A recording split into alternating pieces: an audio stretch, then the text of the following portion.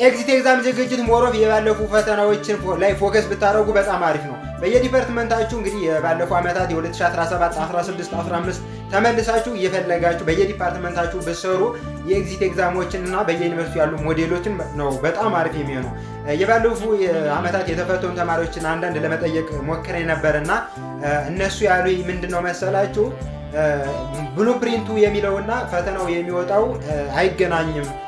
ስለዚህ ሞሮፍ ፎከስ ማድረግ ያለባችሁ የባለፉ ፈተናዎችን ብትሰሩና በዛም አማካኝነት አንዳንድ ፎከስ ማድረግ ያለባችሁ ኤሪያዎች ላይ ፎከስ ብታደርጉ በጣም አሪፍ ነው ሚል አስተያየት ሰጥተውኛል ማለት ነው።